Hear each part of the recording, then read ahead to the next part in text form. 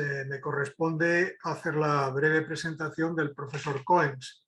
Lo primero es agradecerle muy vivamente que haya tenido a bien aceptar la invitación y participar en este seminario internacional, y deciros a los que estáis ahí que Koens es un profesor de nuevo turismo urbano en la Universidad de Ciencias Aplicadas de Holland, en Rotterdam, y que lleva más de 20 años dedicado al estudio del turismo sostenible. Sus líneas de investigación atañen al turismo urbano sostenible, con particular énfasis en la dimensión de ese turismo urbano y del sobreturismo, así como la hospitalidad de la ciudad y el turismo de las desigualdades, es decir, el turismo de áreas de barrios o distritos marginales. En los últimos años, el profesor Koens ha trabajado principalmente en la gestión de impactos del turismo y es autor del informe de la OMT sobre turismo y editor además de varios libros y de publicaciones de ámbito internacional. Además, ha dirigido múltiples proyectos de investigación de ámbito europeo, H2020, Comisión Europea, y actualmente participa en el proyecto Smart Culture, que consiste en crear un desarrollo más sostenible del turismo cultural. Bien, con estas breves referencias, que por supuesto no son más que una apretadísima síntesis de un currículum de un gran investigador, de una persona que tiene muchas cosas que decir y que estoy seguro que va a suscitar numerosas, en fin, muchísimo interés, en una palabra, entre la gente que estáis asistiendo al seminario. Muchísimas gracias, profesor Koens, y cuando quieras tiene la palabra. Gracias. Puedo hablar un poquito en español porque mi español no está bien, pero me encanta estar aquí y que ustedes quieran tenerme. Pero las otras cosas voy a hacer en inglés. Thank you very much for having me. And it's great to be here, and it's just great to be here hosted by you. My name is Koens. I basically was meant to present here also with Roos Gerritsman, my dear colleague, but unfortunately she couldn't make it, so you are stuck with me. Hopefully be interesting nonetheless. Like I said, my name is Koens. I'm professor of new urban tourism. I already heard in the introduction, well, basically you've heard what I do more or less. I work at in Holland University of Applied Sciences and focus on new urban tourism. Now, new urban tourism is tourism of the everyday life or like the experience economy. It's in those kinds of regions. That's what I do. We also in Holland have 2 urban leisure and tourism labs. We have the original one in Amsterdam, which is 6 years old now, I think. And then we have a new one in Rotterdam. And we use these labs to do experiments, play around with interventions, and try to be a bit more creative in how we deal with both governance and business. Like, what can we do with tourism that's a bit outside of the box? And that focuses very much on seeing tourism as a broader perspective. It's not an industry in our perspective. We see tourism as a societal feature, as a very important part of urban societies, and that's what we want to do with it. So we don't really look at tourism as such. It's much more in the course of place making, probably well known to you, or just creating through tourism. Anyway, also, as has been already mentioned, involved in the Smart Test project, which is a Horizon 2020 project dealing with exclusion and inclusion in tourism. Highly interesting project for which we work with people from all over Europe, and well, probably be discussing some things that we did research on in the project. Although, yeah, it's there's so much in there that I can't speak of it all. That's basically me. So we look at sustainable regenerative tourism also by the means of design-based solutions. And on the right hand, you see some of the outputs that us academics need to prepare. And I'd always try to also do some things that are like more interesting for like people in industry and or rather than just academic articles. But anyway, you were not here to talk about me. Well, you're here to hear about Amsterdam. Short introduction of basically Amsterdam and take you back 2 years. Like, I think you need to understand a little bit the situation of where Amsterdam comes from. I think most of you know where Amsterdam was 2 years ago, but let's go back a little bit. Oh, sorry, my mistake. Amsterdam could be said to be suffering from over-tourism, at least perceived over-tourism. And what you see is it was not just tourism that caused those issues in Amsterdam, but it was very much also changes in society, in the urban society, in the structures of the city. Of course, tourism issues, cheap transport, Schiphol, got a lot of low-cost airlines. I presume many of you probably have been on Schiphol, big airport, and a lot of fly-throughs. But also like the trend of looking for experiences. Amsterdam, as I will be discussing a bit later, has a lot of interesting places that are redeveloping, that are newly upcoming, and has had some issues with that. And as everywhere in Europe, digital platforms such as like short-term rental services. But also what we saw in the city is an increase in city users in general, 10% in the past 15 years or so. And that is a lot of people who are there year-round. Particularly since Brexit, we've seen more real estate speculation and investments. Amsterdam is picking up some of the people who have left London. But you can see that puts a lot of pressure on houses and actually has made the city more interesting as a real estate investment, and thus also has increased our short-term rental services, because that's an easy way, of course, to basically earn money with these investments. New ways of working with COVID. We've been working an awful lot more from home, but what you could see in Amsterdam is that a lot of people were working part-time, still working part-time, and started using the city during the daytime. So historically, we've had the city was for the visitors during the daytime, and in weekends, in the evenings, residents took over more, and during the daytime they were at work. But that has changed. And also the better connectivity through social media has made the disturbance more visible. So you can see it's a complex issue in the city. Some geographical features. You will notice Amsterdam is small and has a lot of things happening in a very short space of time. That is great, but it gives some issues. One of the issues you can see is queues. I love this picture. This is Anne Frank House at a really reasonably busy time. And you can see the queue just stretches through the city center. And it's actually, that is a couple of 100 meters. And that is the charm of Amsterdam, is that you have to twirl around and swirl with yourself through it. But at the same time, for tourism, it's not always very easy because, well, as you can see, it's very easy to cause disturbance if you have a bigger queue. Our streets are not that wide. When we talk about managing visitor pressure, you can see like these three types mostly, and Amsterdam suffers from all of them. So too many visitors, Amsterdam had a lot of visitors, had 21 million in 2019, which is a lot. So the visitor pressure regards to inhabitants is very high. There's also quite a bit of adverse impact. It's congestion, criminality. There's very few people in Amsterdam nowadays who still go to city center or particularly the red light district because they just don't feel safe there and they don't feel comfortable there. The drugs tourism, stag parties, those kinds of issues have been mentioned a lot. And during lockdown, you really notice that people started saying, oh, this is amazing. You suddenly had people who went to the red light district again and basically enjoyed it because it was not full of visitors. And of course, there's also too much tourism industry. And this is largely also to do with the real estate investment. You can see that housing prices and just real estate prices have gone up a lot in the city center, particularly.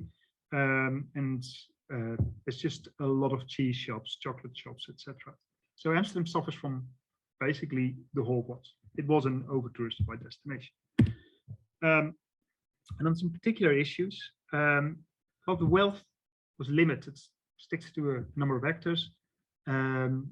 Flights caused a lot of issues, particularly because a lot of Amsterdam visitors came from the States. Very big market. And equitability, short-term rental there really increased disparity. In essence, Amsterdam has less issues with that than a lot of cities that I know in Spain, because the percentage of social housing, so basically public financed housing in Amsterdam in the center is relatively high. So there, this is not the biggest issue. It's more to some of the outskirts where this really is an issue, but it's there. Quality of life, disturbance, people were not very happy at the time. Quality of experience, overcrowding, quality of work. Working circumstances were intense, were high. And we've seen during lockdown that a lot of people have left the industry. This is probably not uncommon elsewhere. But the interesting thing in Amsterdam was that our workforce used to be incredibly well educated. So often you hear that tourism is good because it brings jobs to people with lower education or lower opportunities. And to an extent, that's definitely true in Amsterdam. There's a lot of people working, for example, in cleaning. But if you look at the hospitality sector, it was nearly all students or young urban professionals who work there. And what we can see is they have left, particularly the international ones. A lot of internationals working in Amsterdam, and a lot of them have left. And that is really an issue now that the economy is starting up again. Like, where have they gone? And one of the issues there is it's hard work. And they've just gone to different sectors, different branches. They've not come back yet. It's getting better, but they're not there yet. And there's a quality of governance. Talk a lot more about that later. But for now, stakeholders have difficulty finding each other. So what has been done? A lot of things here. I presume you can find this presentation later. These are just general things that you can do with regards to tourism. Thought it'd be useful for you to have a quick look, but particularly useful some of the things that Amsterdam specialized in. And this is pre-COVID, still the case, but this is when these things were developed. This is a picture of Visit Amsterdam, See Holland. Amsterdam was one of the first to really emphasize spreading visitors outside of the city. It was both outside the city and both within the city. And the idea was that if people go outside of the city, they don't congest the city center where it's very crowded. This is very interesting. The projects won quite a few prizes, and generally appear to work really well when it started. However, some issues have come across with it because what we noted as this basically trajectory went further is that it didn't become less busy in Amsterdam. There was just as many people merely as there were. But we did see that it became a lot more crowded in those other places that initially were not suffering from visitor pressure and now started to suffer from that. So that is fascinating how that worked. And there's also been some research. The reason is not very strange. If I ask you, would you go to Amsterdam? I presume you would say yes. If you would come, what would you do? Would you not visit the city center because you think maybe you've been there before? Fair enough. But you still go there just a day, just half. I mean, I know that I would. Like if I go to Valencia, I go to the sea, to the marinas, and you just do it. You just do the main things at least a little bit to have seen them again. So that's been an issue. And what we see now is this project is still continuing. It's not exactly called that anymore. But what has happened now is that they've started to look at like how can we use tourism to develop those towns and cities outside of Amsterdam. And basically, the way this project has always worked is that it's long haul markets. That's what it's aimed for. Chinese markets, American markets, who do not know the Netherlands very well. And you go to places that in the Netherlands, we don't consider to be Amsterdam. For example, Zandvoort aan Zee, where just the Dutch Grand Prix has been. It's 40 miles from Amsterdam. but to an international long-haul visitor, that's acceptable. And in this way, if you call it Amsterdam, it's easier to get visitors there. And it's important to know that post-lockdown, even before lockdown already, but definitely post-lockdown, the talk now really is we are not going to just send people out. No, we are going to look at what can tourism bring to these areas that are going to be visited or that are visited in order to prevent the situation that we have pre-lockdown. This is one of those things that's come from the same project. And what happened is that a normal bus line was rebranded the Heritage Line, and it went to Zaanstreschans, which is a famous tourist attraction. So suddenly you could see independent travelers making use of public transport, which has helped keep these bus lines more or less financially stable. It's a big problem, of course, Dutch countryside, to keep public transport happening, and this can help with it and helped a little bit with it. So that's an interesting thought that they did. They didn't really look at the economic benefits of tourism here, but they looked at, okay, what else can we do with it? We maintain our public infrastructure. Another thing that Amsterdam has been quite advanced with, and this does not sound exciting, well, but it is actually, it's quite exciting. So they've made it obligatory for groups, for tour groups, to have a headphone in if you have more than 20 people. And they trialed that with Bruges, so it's those two cities who worked it out. And it was quite exciting because under, I think it's European law, could be Dutch and Belgian law, but I think under European law, this is quite tricky because it's like, how can you oblige people to be limited in the kind of service they offer? And they did it because, of course, large groups give a lot of noise pollution. But this shows how Amsterdam as a city is really actively seeking where can we take our measures to deal with tourism also in a legal way. Because I think it's so easy. And you see so often people from the sidelines shouting, oh yeah, not enough is happening.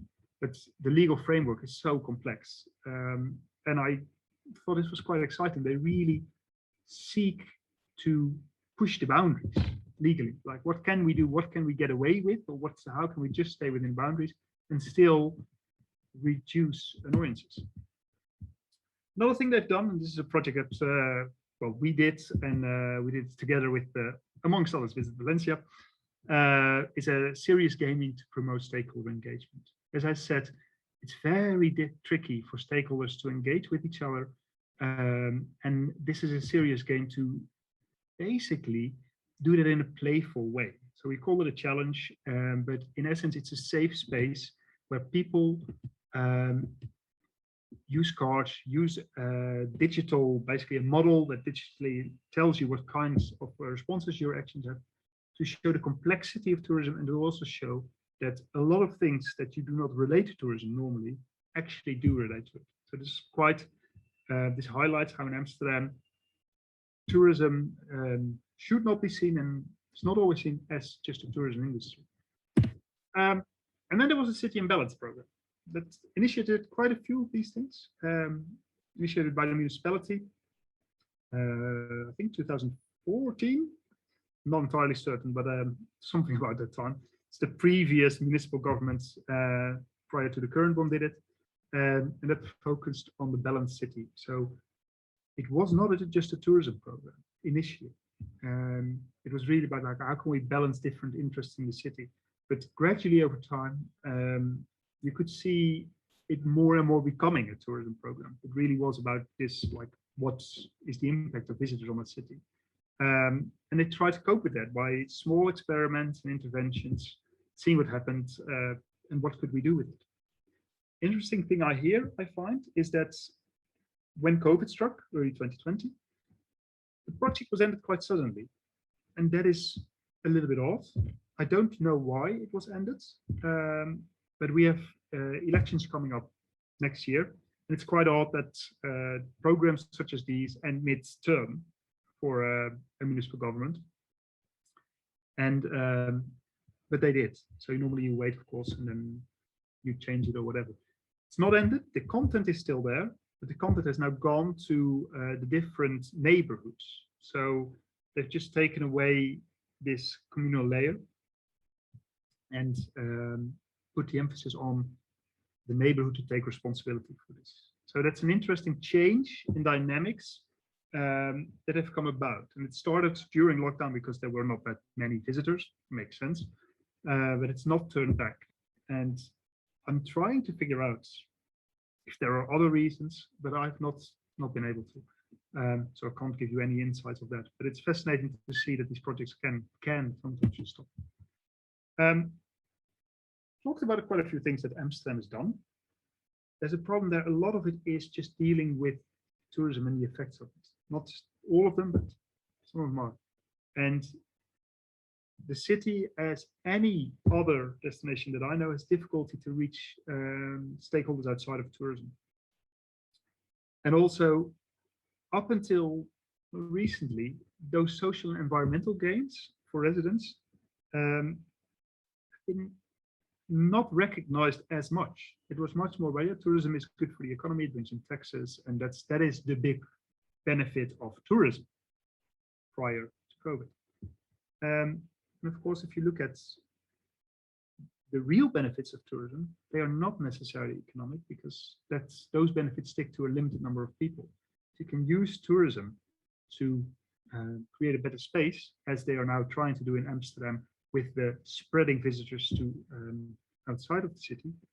Then you reach many more people, because if you create a better place, a lot of people benefit. If you create more income and money out of tourism, it's a smaller number of people. So that's an interesting issue prior to COVID, and you can really see that change now. Because now we're going to, we've had COVID. Unfortunately, we still have it. This has nothing to do with Amsterdam, but I think it's fascinating because it highlights to me something quite intriguing. It's the only, maybe you have better statistics than I do. If so, please contact me, because I'm very intrigued by it. This is from France, and what it shows is how urban areas, and particularly capital cities or large tourism cities, like in this case Paris, but also Amsterdam is the same, are struggling more than more rural regions. So you can see here in France that areas like the Lyon area, the Toulouse area, has a massive reduction of tourism, but it's nothing compared to Paris. And there's also an issue in Amsterdam where there really is this an issue that it's not as busy yet. We've had a few international visitors last year, and a lot of the Dutch and regional visitors prefer to go to the countrysides rather than just go and plan a long city break. So you can see that that is an interesting change, and it'd be very interesting to monitor longer term whether this will stay. Like, have we seen peak urban tourism? I don't think so, but it's interesting to keep an eye on. In Amsterdam, just like anywhere else in the past 1.5 years, I've heard a lot of talk about, well, in this case, regenerative tourism.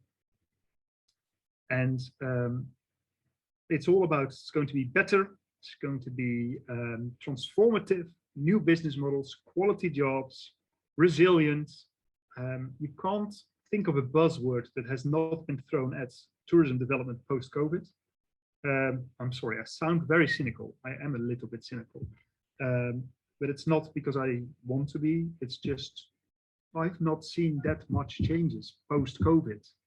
I see a lot of talk about recovery, but I've not seen that much proper structural changes that hopeful people were talking about, also cities. And then you get to a quote like this. That was really, the vibe was there, and I've not seen it now. However, it is fascinating. I do like about Amsterdam that they are genuinely trying to set in motion such a process. It's one of the few cities that I know of that have actively engaged with tourism, or where tourism has actively been engaged with over in the past year, in the COVID times. And you increasingly see tourism now being lumped in with the Amsterdam approach. The Amsterdam approach was the term, it didn't arise, but it was popularized around the European Capital of Innovation 2016 awards, and it's largely about co-creation in an urban setting. Collaborative approach, so to speak, where everybody is equal. You can talk to anybody. I mean, if you know the Netherlands a little bit, you instantly know, like, oh, this does fit with the Netherlands, where their hierarchy is not as well appreciated as in many other places in the world. But it's fascinating. So this is a pretty old concept, 2016, it's 5 years old. But what we now see is that this talking to each other, and like talking to each other rather than with each other, or sorry, about each other, is now starting to make its way into tourism. So the Amsterdam approach is not specific to tourism, but we keep on hearing more and more about, oh yeah, we need to do it via the Amsterdam approach. And it's not certain, but it appears to become one of the underlying principles underlying the rebuilding of tourism in Amsterdam. And would quickly like to talk I would like to talk with you two main examples of this. Firstly, the redesign of the visitor economy in Amsterdam, and secondly, the donut economy. And one is clearly aimed and comes from the tourism world, and the other does not. And just have a quick chat about the donut economy, because, well, there could be some issues there. So redesigning the visitor economy of Amsterdam. It's a fascinating document that came out last year, end of last year. And when I said that I've seen so little of stakeholders trying to engage with and move on their agenda with regards to tourism, I think this is one of the, basically the exception, one of the exceptions where the destination management organization, Amsterdam Partners, I should say, has really gone the next step and tried to move further than they had done before. And they started like, okay, we want to see Amsterdam as a city of high values, for living, of working, of visiting. And we recognized that that balance had gone. So here you have the word balance again. So City and Balance program officially does not exist anymore, but you can see the terms balance is still there in the discussion on tourism. And what I find interesting is that the term like from recovery to redesign, that is the goal. The goal is not recovery for recovery's sake, it's redesign. And this is, I think, given that this is a destination management organization setting this up, who also represent part of the industry, they also represent the public, but also part of the industry. It's a big statement, and it's a statement of intent. And I think that is really brave in a way of the city, of Amsterdam Partners. And they did not come to this report just out of the blue. It's not them making it. They, following the Amsterdam approach in a way, they really did it together with stakeholders in Amsterdam. Started with desk research, what's going on elsewhere. Then had 7 co-design sessions, and they were supposed to be offline, but it was in the autumn when COVID struck again for the second time. So some of them were also online and done via a Mural or a Miro. I can't remember which of the programs they used. But in this way, they reached out to 60+ participants from all kinds of different stakeholder categories. So basically Schiphol was there, KLM was there, resident organizations were there, academics were there, of course they always show up, policymakers were there, really loads of different stakeholders, and they just talked with them about certain topics that they thought these people were special or well knowledgeable about, for example, inclusivity or dealing with the city center, and try to gain some common ground. And in essence, the report tries to do justice to everything, to everybody. And it's the authors, I mean, of course, yeah, you speak to them sometimes, and they're quite open to say, look, we can't please everybody, but we have tried to find a way that we think we do justice to what most people think, and at the same time stick to our underlying principle in that it is creating this value for everybody. So in essence, this is based on their sessions and just also what have they done. What does Amsterdam want to be? Who does Amsterdam want to be? What do they want? And then you get this, a very interesting concept. Like, it's a city where you can be who you want to be. It's central of creativity, innovation, freedom, inclusion, and entrepreneurship. A city of freedom and diversity. Again, freedom. They mention it twice. That is important. Has always been important. Been historically a city like that, and they don't want to lose that. The city does not want to lose that. But at the same time, what the city does want to lose is this idea of anything goes. We don't care. We don't do what. We don't stick to the rules. Who cares? And also, like, unconstrained. They want people to enjoy themselves, but they, in essence, recognize that if you want to have that freedom, that inclusion and that diversity, you cannot let everything be done. Because if you do that, basically there is no freedom anymore, because everybody just starts to barge in on each other. And this is what happens pre-COVID with the over-tourism, perceived over-tourism, is just that one group started to dominate so much that they started to constrain others. And another interesting one is, like, they don't want to have people in Amsterdam, businesses, but also residents, earn money without taking responsibility. So it's fine. Like, we're a capitalist country, country of traders. We want to make money, but we do have to take responsibility. And of course, that is an outline, and it's very interesting to see, like, how they think about it. So then you get this one sentence ambition. We want to be a city of free thinkers, freedom, respects, but responsible city users who can be expected to take care of their city. Now, that's fascinating because, of course, in a way, those are contrasting values. So you want a free thinker city, but of people who take responsibility for their own behavior. They don't bite each other completely, but it's not quite the same. Like, if you want to be a very open, free, liberal city, which Amsterdam generally tries to be, that brings certain benefits. I mean, it's because it's a very open city, and Amsterdam has, we all know, it's been a very gay-friendly city, and it's proud of that. It really liked it, like, you can be here who you want to be. But at the same time, what they've seen is that openness, and that's, you can be here who you want to be, has also led to some issues with regards to tourism. It's been the stag parties. If I can be who I want to be here, I can get absolutely wasted, and no one cares.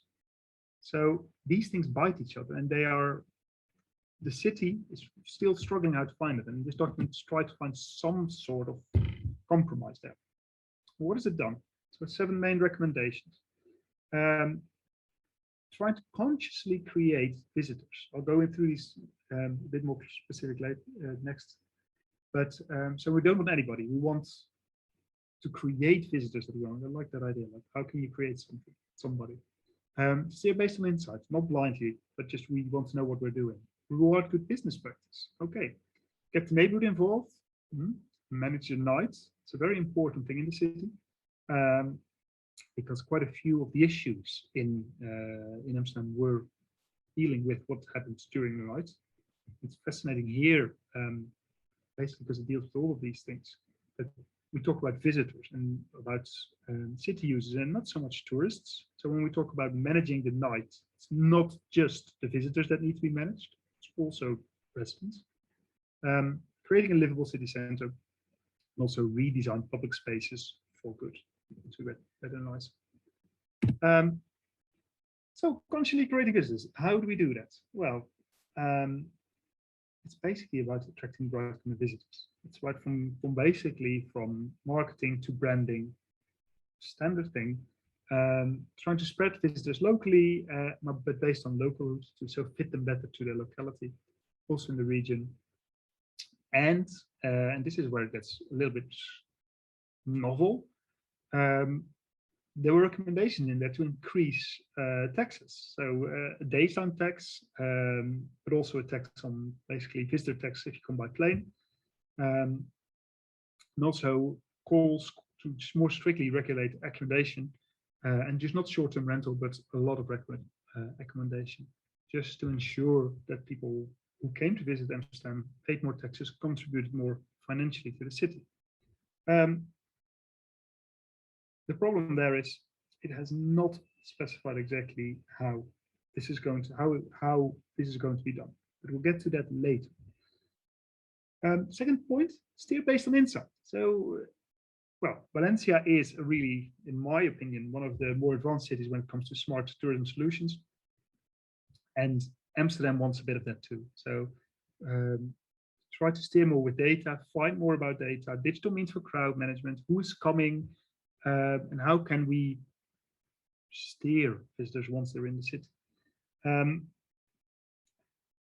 The city has some knowledge on this, but not that much. This is really a point that needs to be developed. And basically, coming out of this consultation amongst a lot of stakeholders, there still is a lot of faith in technology and smartness, but mainly not so much for smartness sake, but because it can help us provide with insights. So it says we need those insights. There's also centralized management. It's also fascinating. So not anything goes. Finally, we reward good business practices. So encourage people, encourage businesses to really work with locals, and also encourage local businesses to engage with tourism. A fascinating example is that there's been a lot of discussion with nightclubs. For a long time, it was not allowed to have 24/7-hour nightclubs in the city, and some nightclubs have now been given permission to stay open all night, so stay open about 24 hours a day. But if you wanted to be one of those nightclubs, it's helped your application if you could basically show we're working with the local community, we're contributing to them, we're working using local produce, local staff, or we contribute to cleaning the area up, like so not clean our own mess, but also the mess of basically that happens during the day or whatever, or we just make a place prettier, add flowers, add plants, those kind of things. And that's an interesting, because then of course you can see the benefits, and this is not necessarily tourism, but the benefits from the visitor economy become more visible, and they become more practical to people who see it in their daily life. It doesn't bring financial gain, it makes a place nicer. Fourth one, get the neighborhood involved. So there's really this idea of developing neighborhoods on the basis of their own identity. This aligns quite nicely, although it was not related, as far as I know, to this idea of stopping the city imbalance program and bringing it back to the neighborhood level. It really is like, okay, what do neighborhoods want? Then we're going to look into that. Of course, this seems very nice on paper, and it should be very nice. But there's the issue also that we live in a free market economy, that a lot of businesses can still do whatever they want. But it's interesting to see that a recommendation is we need to work more with local neighborhoods. Managing the nights. Mentioned already, this is a big thing in the city, and really the city is struggling with it. Like, how can we manage night in a way that it really works? How can we do, particularly when we get to the city center with the red light district?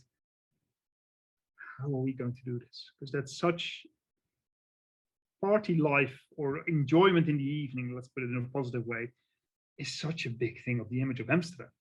I mean, Amsterdam is a cultural city, first and foremost.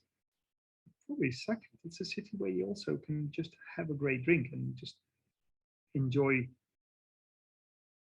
life on the streets. Well, it's not life on the streets, it's not Spain, but enjoy cafes and enjoy clubs. So that's a big thing also of the image of the city. So by now managing the night in a more integral way, also with regards to local usage, city hopes to move forward, or the city Amsterdam Partners in this report says this is a way we can move further. And it also deals with the city of center. Like the thing they are trying to do is move beyond the monoculture of tourism. Amsterdam does not have a lot of places where you have a monoculture of tourism. It's on that account, it's in a better situation than many European tourism cities, in that it has a relatively diversified economy still. But it is not observable in city center, which is really has struggled from tourism monoculture. So now different stakeholders are thinking like, how can we create other options here and move beyond this tourism bit? And they get to the final point of redesigning public spaces. So this can be physical interventions, but it can also be social intervention. And it really is moving into getting the neighborhood involved. It's a concept of placemaking. Like how can we create places? And you can see this a lot in the north of the city. The north of the city, heavily developing, used to be a relatively poor area with a lot of artists and a lot of basically old school and people from Amsterdam. And it's now yuppifying, trendifying, moving up with the world. And not everybody's happy with it. I mean, there is basically, what is it? Defend the North, it's called. And they're an action group who really want to say, look, we don't want this place to go. This is a unique character. And what I really like about this group is it's a relatively young social movement group. And this, as I will say a little bit later, there's not that many social movement groups in Amsterdam compared to Southern Europe. This is one, and they're very proactive and positive thinking. So they don't say we don't want tourists, we don't want visitors. They say no, everybody's welcome. We just don't want visitors to ruin that what makes our place attractive. And that is that's a very positive framing of it. So what this basically this vision of Amsterdam means, like explains, is like we want to redesign places that allow for that to happen. So how do you design public spaces that keep that what makes it unique, that what makes it local, but at the same time is also open to the other, to the visitor. It's a great idea in theory. Now, some observations on this thing. I've talked a lot about it, but what do I think about it? I'm fairly positive about it. I have to say, because like I say, it's one of the few cities that have actually dared to move their boundaries. Like, where are we going to now? What are we going to do different? And it's done so in a really co-creation process. That's impressive. The recommendations, they're useful, but they could be clear. I totally understand it in the context of this document, because let's remember, this document was not set up by a municipality. It's not set up by national government, regional government, provincial government in the Netherlands. This has been set up by a destination management organization who do not have the power to basically make policy. That's not their job. That's not what they're there for. So they've just come up with recommendations. And they're not very clear, because you can only create clarity with these things if you actually know what you are able to do, if you know what power you have. That's when you can go further. So that's a shame. Like, we would want it to go like more in detail. Another issue, it's still, despite it's having a real open approach, in my liking, still focused way too much on dealing with tourism, and then particularly the city center even. A full point on the city center, I can see it's useful, but I would have liked more attention to these newly developing places, such as the north or the west, which is also really like up and coming, or even places like the east, which is basically really underdeveloped, not particularly interesting maybe for a lot of visitors.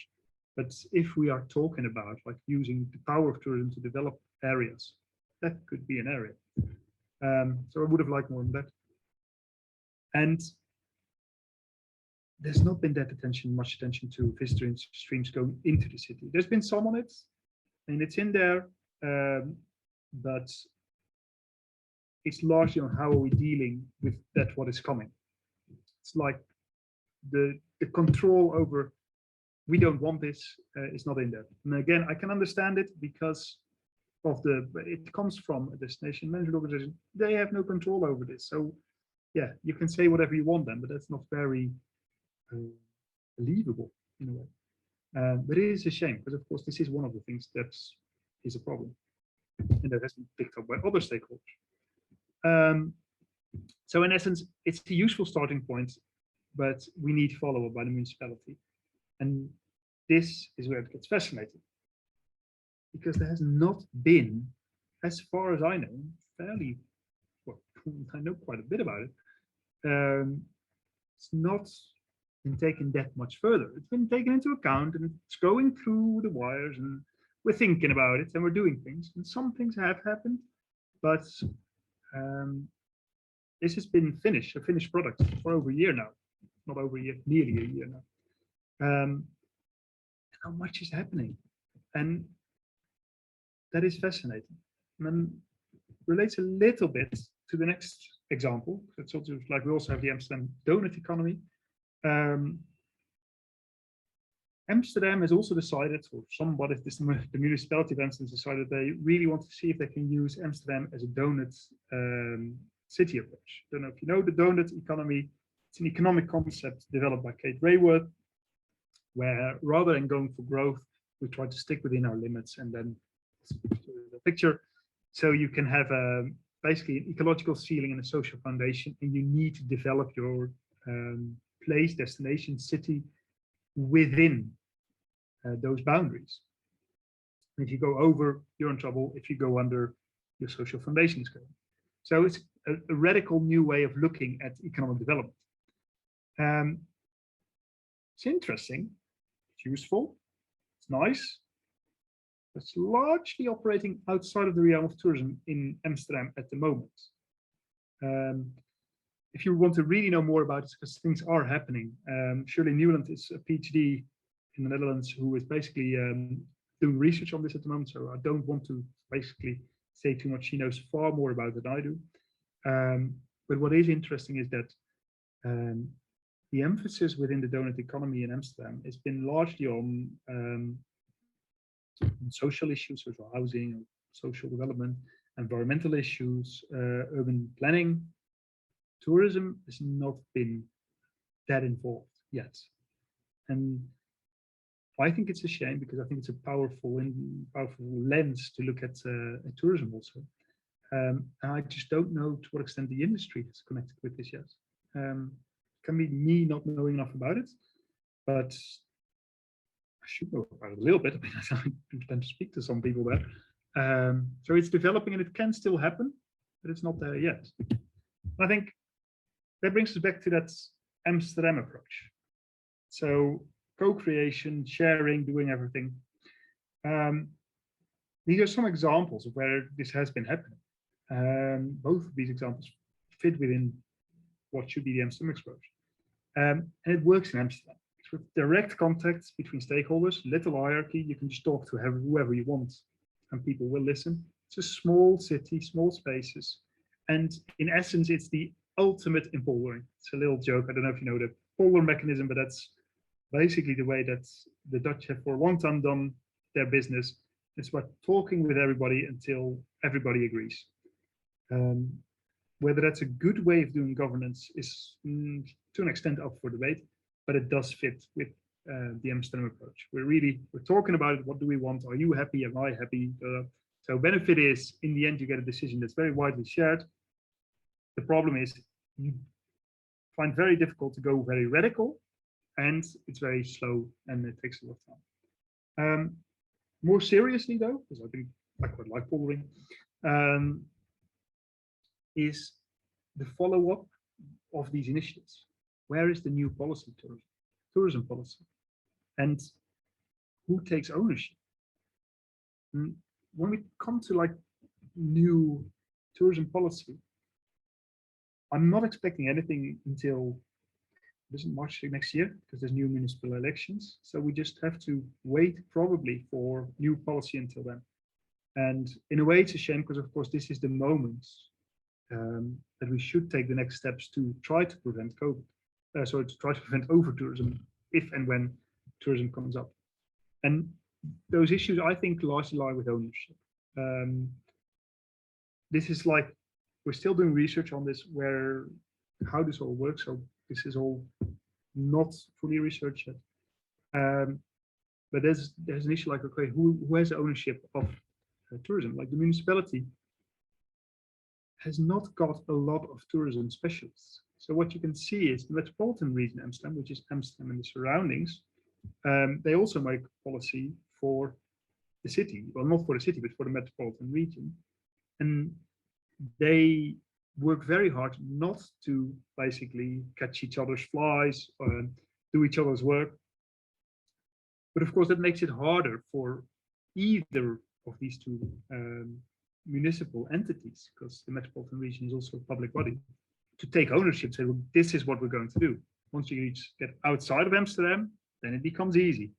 But inside of Amsterdam, it's a bit harder, because some of the things that you can do just can be rolled out over the entire metropolitan region. And that's when you get to Amsterdam Partners. Amsterdam Partners is recognized as a very important party by most people in Amsterdam. But at the same time, they are what they are. They're a destination management organization, public-private entity. They cannot take the decisions. They can write like recommendations and they can suggest things and they talk to people and they can connect people, and they do that very well. But they can't take ownership of the issue. We come to the industry. Can the industry take more ownership? Maybe. The industry is struggling a little bit still with COVID. So they are not at the moment ready, so to speak, to really say, okay, we're going to radically change this industry. We're going to make it different. Particularly also because a lot of smaller businesses have gone out of business or stopped. Just there has been too little custom for them. And of course, that means that a lot of creativity and a lot of innovation has gone. And it takes time to build it up again. And now we have residents. Residents have not been too involved. We're getting there now. Speak about some social movements in one of the last slides, but they've never been that involved. So this is a real problem now. Like, where are we going to take this? Who's going to take ownership? There's great ideas. There's great possibilities, but who's going to take it up? And like I said, I fear we have to wait for the next municipal election, and by then I don't know what will happen. And finally, this focus on the city center I've spoken about. I'll leave that. So finally, some counter voices like the social movements. They're not that strong in Amsterdam, I said, but they are there historically. Some smaller groups who had difficulty reaching out, particularly to younger people, fairly grey groups of people. But during the pandemic, something has been aroused. There's some other initiatives. We had the Amsterdam North, Protect the North, that I mentioned, but Amsterdam has a choice. It was a very interesting one. A citizen initiative. They had a petition signed by loads of people, which meant that the municipal government had to make a statement, had to do something with it. And they had a petition signed that said, we do not want more than 12 million tourists in Amsterdam. That's it, maximum. Now, the municipal government did not want to go that far, but because of this petition, the decree has now been set, the policy decree, that Amsterdam will have a maximum of 20 million tourists. It sounds like, I mean, maybe it is radical, but to put a critical note on that, if we consider that in 2019, we had 21 million tourists in Amsterdam, and people really thought that was quite a bit much. It's not that radical.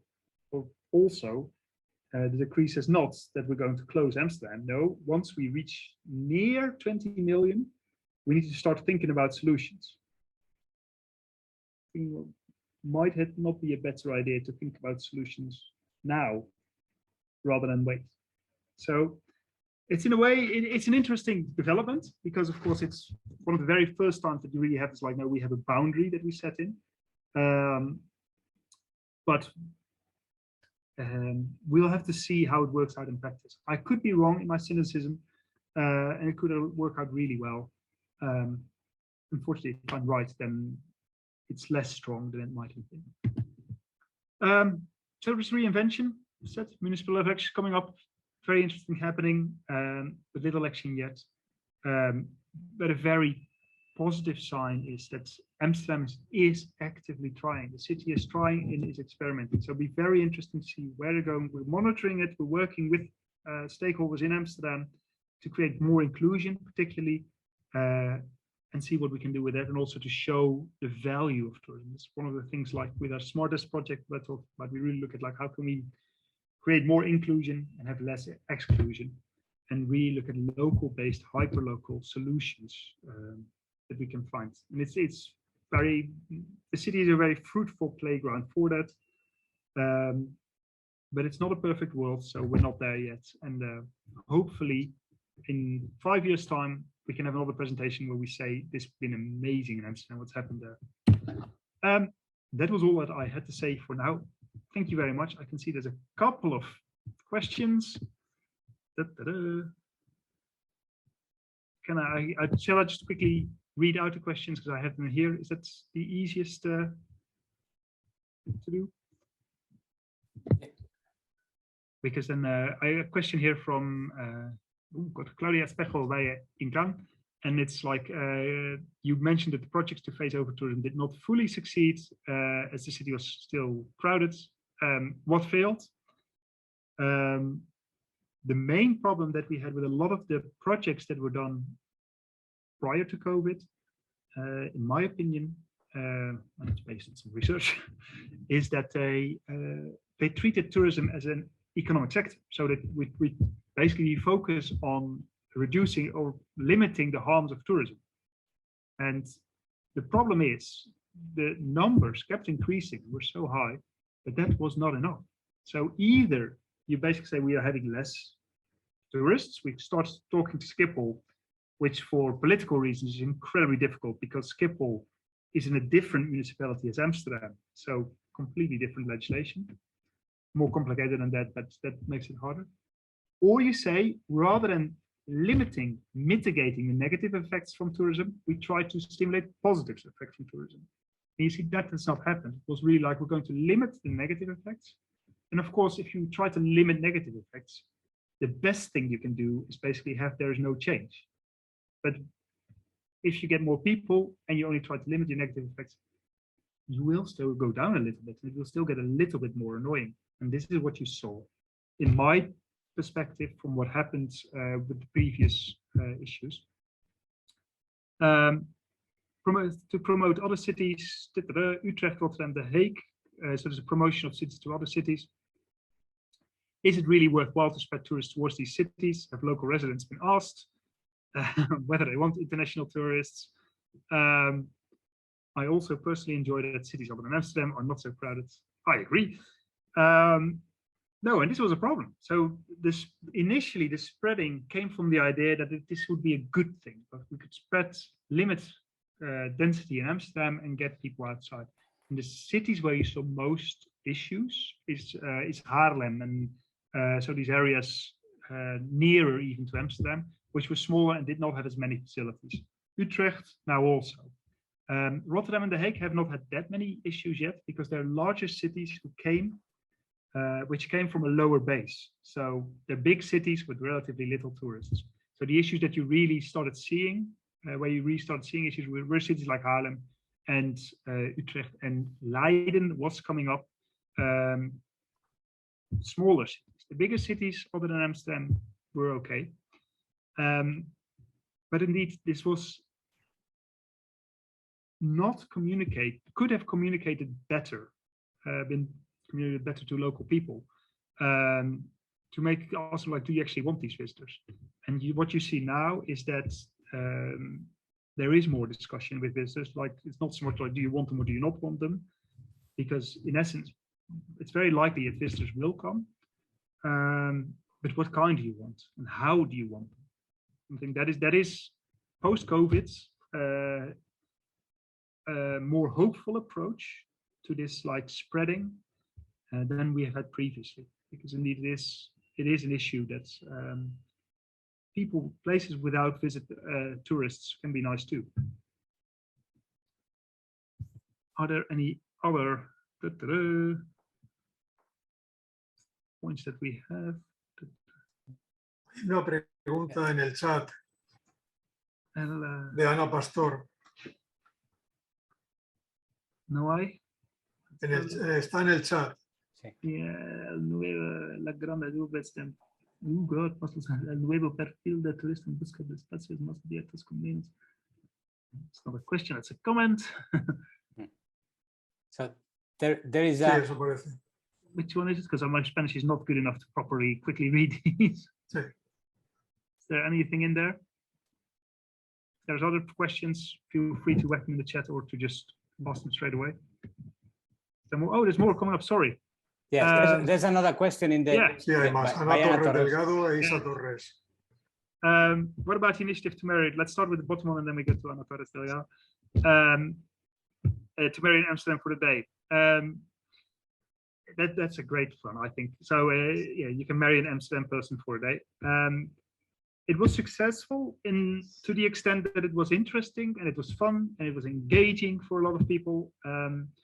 And I think this one came from the Reinvent Tourism movement. Correct me if I'm wrong, but they do a lot of these things. It's a small business / NGO. I don't know what their specific form is, and they come up with these wacky ideas to basically deal with tourism in a different way. And this might have come from them, and otherwise it could have come from them.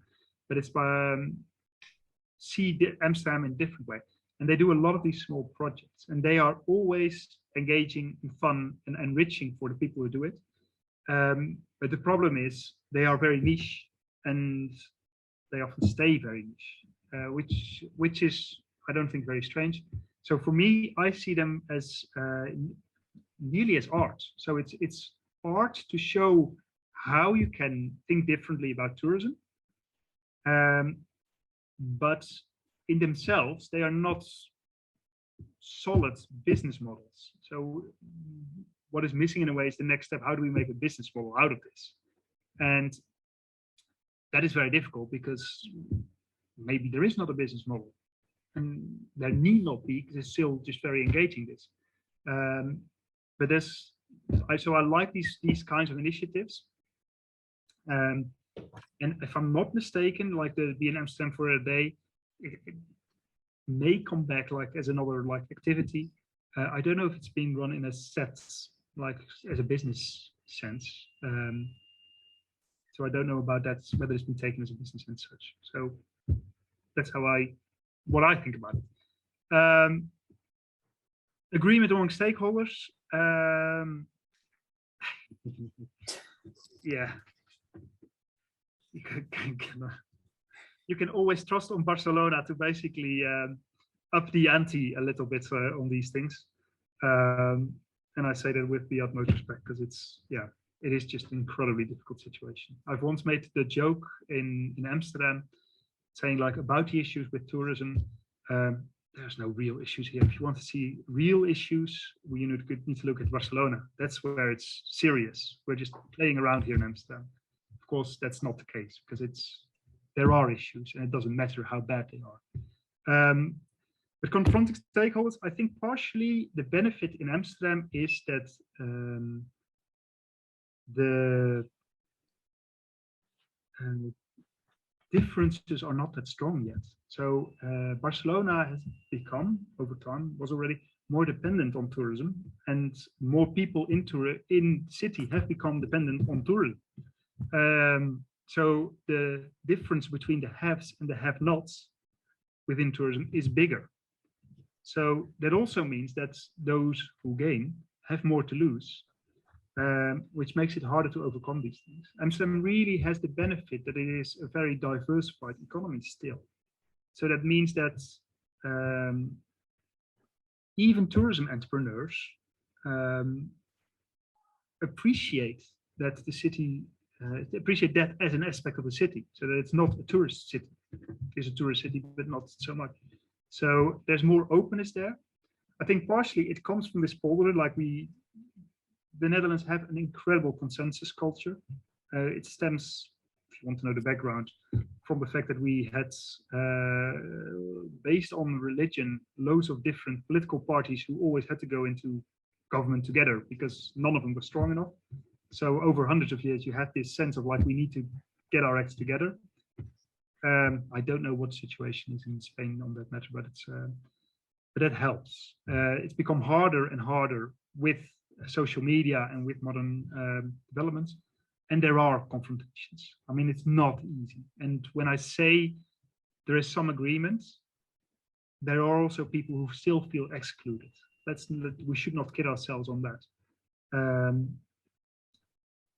But there's some redeeming features of the city that make it possible to create some unity. And